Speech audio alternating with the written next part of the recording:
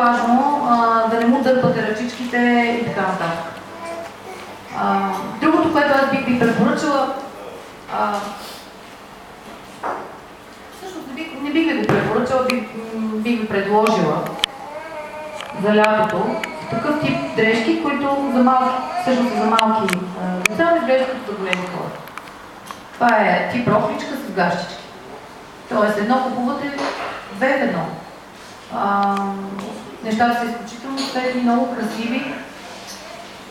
Ето вижте, копченца отдолу, копченца отгоре, нямате никакъв проблем при обличане.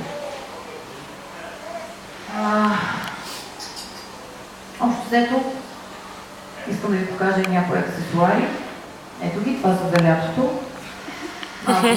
Падрилки, които са изцяло от памук. Няма да се притеснявате, че има нещо изкуствено. Вътре са с памук, отгоре са с памук. Няма нещо, което да го притеснява. Всичко е съобразено с детското плече. Разбира се, като всеки аксесуар има и рокля. Ето я, с гащички. Смятам, че ще доставят радост и в същото време са, освен че са атрактивни, са и много висококачествени дрежки. Другото, което е, аз ви казах, предлагат се различни аксесуари. Ето ви тук едно друго решение за момиченце, което пак е с буйки, с панталонче. Може да ми помогнеш. Ето по панталончето. Съобразено е с, значи много е фин памука. Аз сега ще ви пусна по масата да видите памука. Много е важно, когато купувате летни дрежки,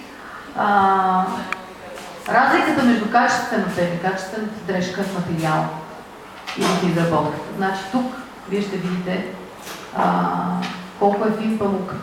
Това ви ще ви ги пусне, да ги разгледате.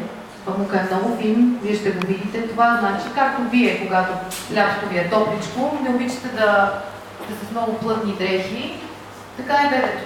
Общо взето, комфорта на бебето е много важен, затова ви